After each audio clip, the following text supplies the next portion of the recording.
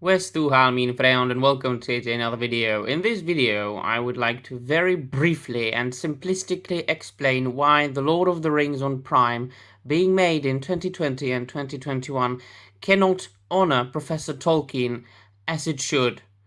And I'm going to do so, that is, simplistically and briefly, because I do not want to take up much of your time, nor do I want to get into detail too much. Let us say that Professor Tolkien first started writing his stories and developing his Arda, his world, the secondary world, the fictional world, as he called it, in the trenches of the First World War, where he went as a young soldier, and there he started to work on the Book of Lost Tales, which then, many years later, was published by his son Christopher as The Silmarillion. It was supposed to be a conglomerate of legends and myths that he created because he believed that England, his country, he wasn't talking about Britain, but England specifically, did not have enough of their own native legends and myths survived because of a couple of reasons. Of course, the 1066, when the Normans invaded England, and then a couple of centuries later, the dissolving of monasteries, which resolved in the losing and burning of many manuscripts. And all the old myths, legends, and stories that we consider, mostly people consider to be English, are not English, really. They have either been naturalized incorrectly, or people just don't know that they are not originally from England. That is, originally Anglo-Saxon. Beowulf, for instance, was brought by the Angles and Saxons and Jutes to England or to Britain from Scandinavia by the Germanic tribes.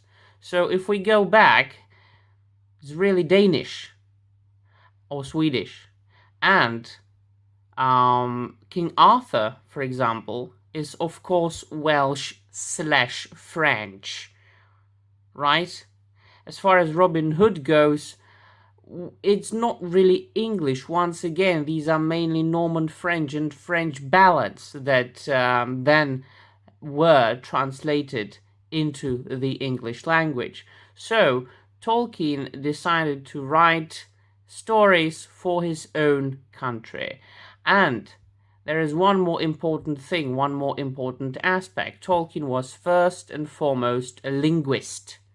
He was a philologist. He was in love with languages. He knew many languages, either perfectly or he had working knowledge of them. And he, of course, created and developed his own artificial languages, such as Sindarin, the language of the elves. And he believed that if you want to create a language, you need people to speak the language. And that is why he started to write stories about elves and dwarves and wizards and hobbits, so that he has people to speak the languages. He went as far as creating the historical forms of the languages. He was able to think of a word in Elvish and then develop that same word in its historical form, as it was spoken thousands of years before, like it was with his learning of languages. He loved Old English. He knew Old English. And if you know the history of a language, you understand the language perfectly. And this is the most important aspect as far as the Lord of the Rings on Prime adaptation. All of it. The Middle-earth, as it was described in The Hobbit and in The Lord of the Rings, and Middle-earth and Valinor and the lands beyond the sea, as they were described in the Book of Lost Tales, in the Silmarillion, in all the notes that Tolkien wrote, in the Unfinished Tales, and so on and so forth, were all based on medieval and pre-medieval Europe, be it Western Europe, Northern Europe, Southern Europe, or Eastern Europe. It was all based on European countries. Yes, of course, it is a fictitious world. It is Arda. It is a secondary world, a fairy story world, very far from our reality. But it is all very much firmly based in the European history, both the pagan European history and the Christian European history. If you look, for example, at the Rohirrim, the people of Rohan, they are basically Anglo-Saxons being made into the Rohirrim. Their language is Anglo-Saxon.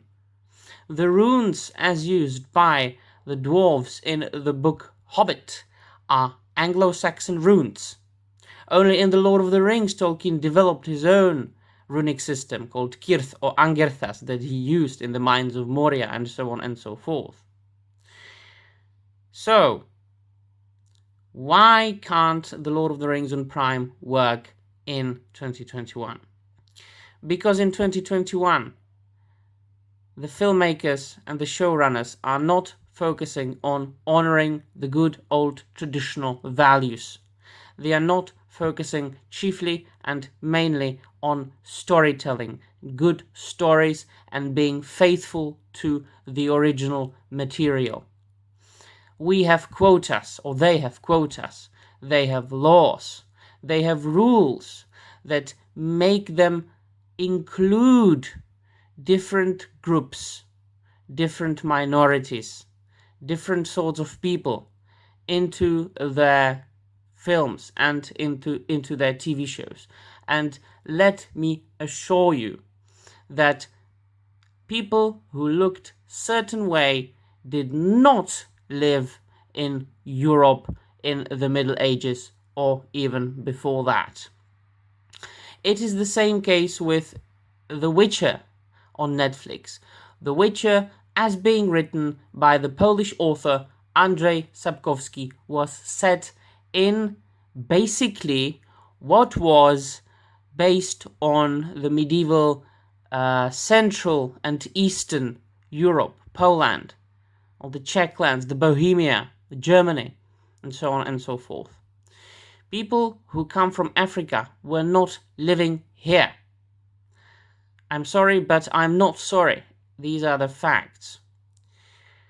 And also, there have been many cases of people, both laymen and academics, focusing on gender studies, LGBTQ matters, and gender things, and all these things, let's just say that, implying them on the works of Tolkien. And let me assure you, Tolkien did not even think about writing LGBTQ characters into his works of art. People just didn't do that at the time. And even if they did, but they didn't, Tolkien most certainly didn't. So, there might be people who will enjoy The Lord of the Rings on Prime TV show, but if you are a Tolkien fan, you're most certainly not going to enjoy it. If you are a true and genuine Tolkien fan, not a Twitter Tolkien fan. So this was a very simplistic summarization of why The Lord of the Rings on Prime can't work. There are many reasons, but this is the most important one, because this is in the core of it all. Let me know in the comments down below what you think and what your opinions are. And thank you very much for watching, and Namarie.